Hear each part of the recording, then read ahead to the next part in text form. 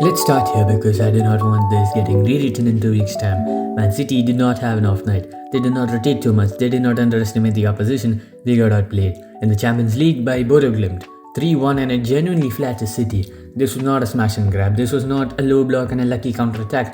This was not weather, altitude or artificial pitch excuses. Bodø Glimt went toe-to-toe with Man City and were better in possession, better out of possession, sharper technically and far hungrier.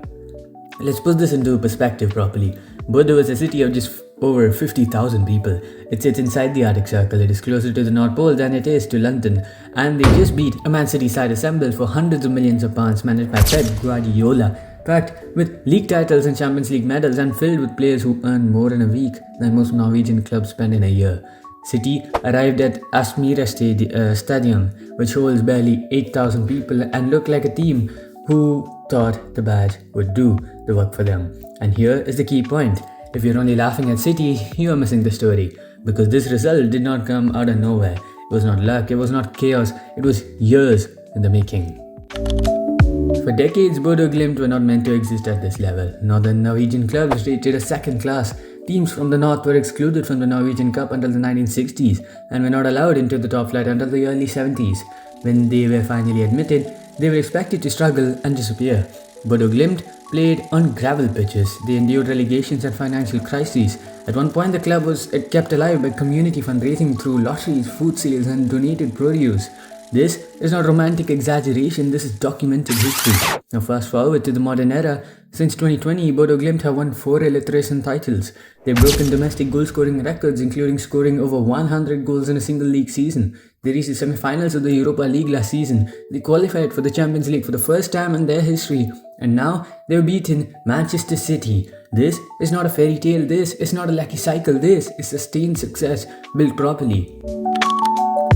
Bodø Glimt's rise is not about money. It is about structure. Their entire philosophy is built around what they call richest, which means our way. Everything follows from that.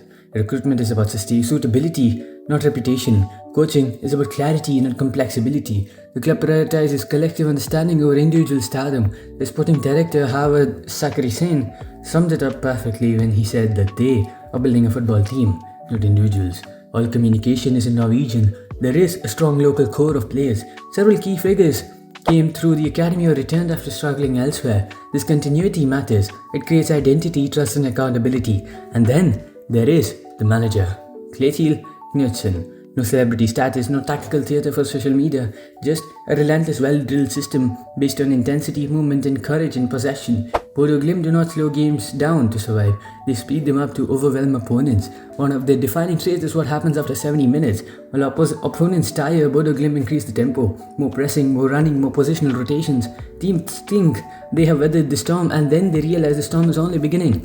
That is not luck, that is conditioning, belief and reputation. And Man City were not ready for it. This was not the first time Bodø Glimt exposed a European heavyweight.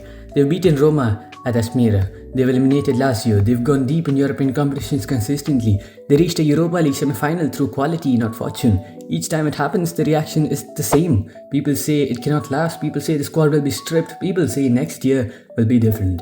And yet, the system keeps producing performances. Players leave and others step in. Some return and perform better than before. The collective remains stronger than the individual. Now contrast that with Man City on the night. A squad full of winners, a manager obsessed with control, and yet the intensity, the body language and the urgency were missing.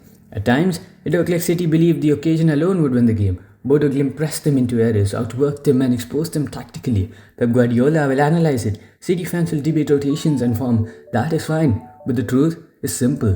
Bodø Glimt were better. The result hurts Man City because it exposes something uncomfortable. Bodø Glimt represent everything elite clubs claim to value. Collective responsibility, tactical clarity, physical and mental intensity, total commitment without excuses. They just do it without financial dominance. This was not David versus Goliath in the way people like to frame it. This was a better prepared football team beating a richer one.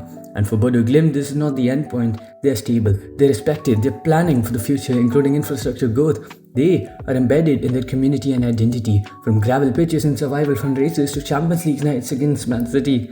This is not romance, it is competence. So laugh at City because they earned it, but understand that you are watching Bodø Glimt and they are not a fluke. They are a blueprint, and nights like this were always coming